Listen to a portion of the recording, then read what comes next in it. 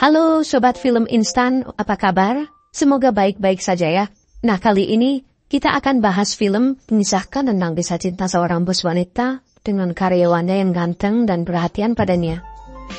Kehidupan perkantoran di Jepang memanglah memakan banyak waktu, hingga membuat mereka sering pulang terlambat atau bahkan menginap untuk menyelesaikan pekerjaan kantornya. Apa yang terjadi oleh mereka? Tapi jangan lupa bantu like dan subscribe channel ini ya sob, biar Mimin makin semangat lagi. Gak usah banyak omong-omong, langsung gas kita putar filmnya.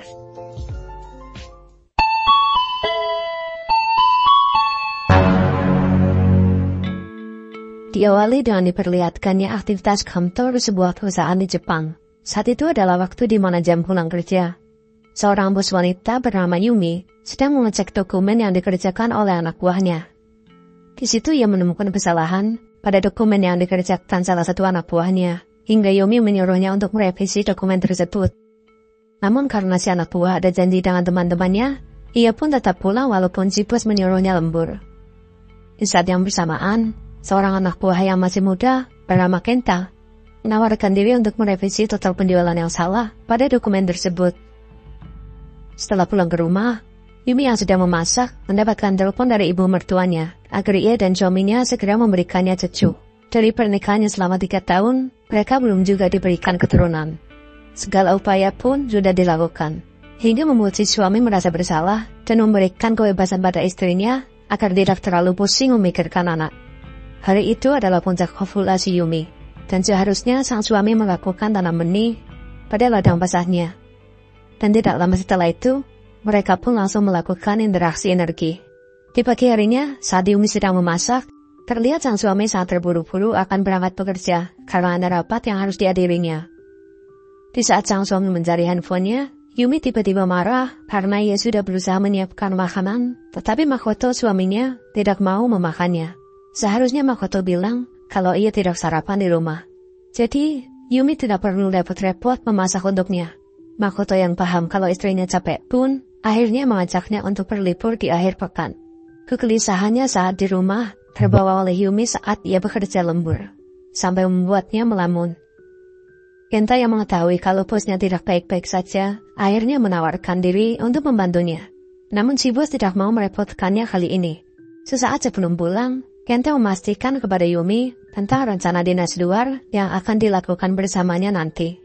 Ia meminta Yumi memberikan bimbingan untuknya karena ia masih baru di perusahaan tersebut, dan menanyakan apa saja dokumen yang perlu ia bawa ketika dinas luar nanti. Singkat cerita, di hari di mana Yumi akan dinas luar ke Nagoya bersama Kenta, ia pun sudah siap berdandan hingga sang suami memuji kecantikannya.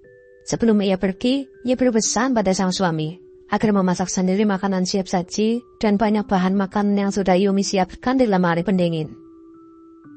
Setelah melakukan perjalanan dengan kereta, sampailah Yumi dan Kenta di sebuah ruang pertemuan hotel untuk menandatangani kontrak bisnis yang telah dipersiapkan.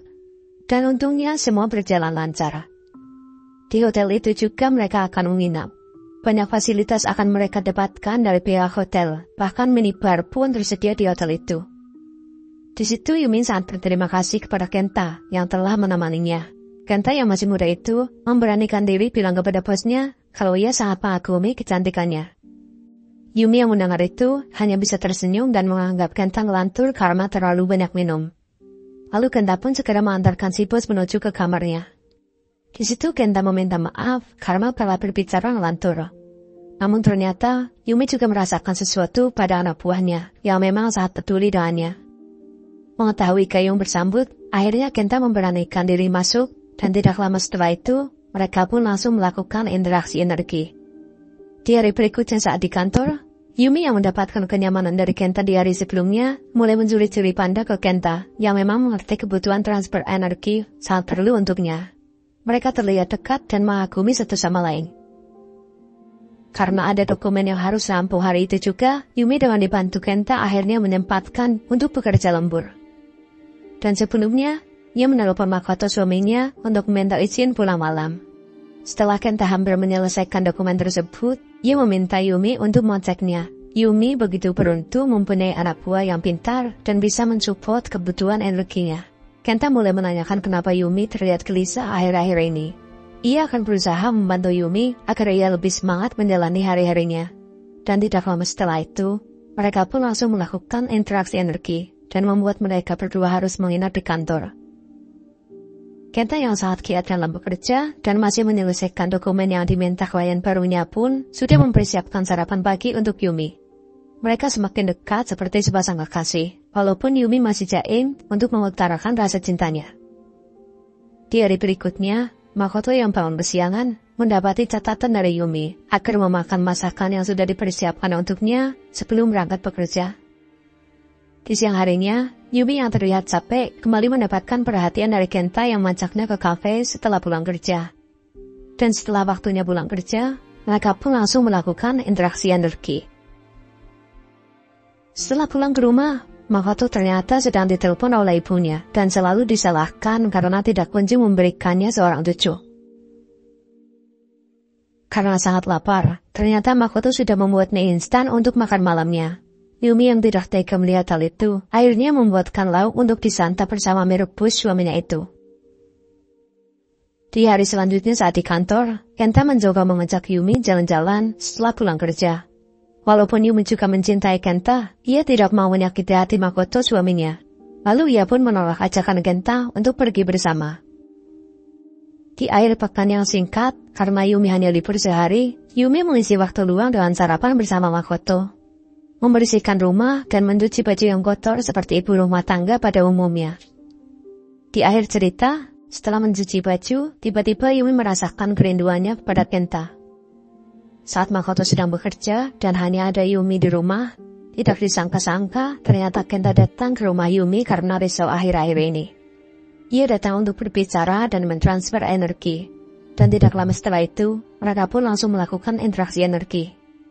Di saat yang bersamaan, dengan tergesa-gesa Makoto tiba-tiba pulang untuk mengambil dokumen yang tertinggal di rumah, dan mendapati Yumi bersama Kenta. Dan film pun selesai. Ya, film yang sangat membagongkan, asli Mimin pun pusing lihat film ini. Ya yang penting ada adegan adu mekaniknya lah ya. Film pergelian tapi dengan sentuhan misteri-misteri gitu lah ya. Kalau bahas film-film kayak gini lagi gimana ya kira-kira? Tinggalin di komen ya.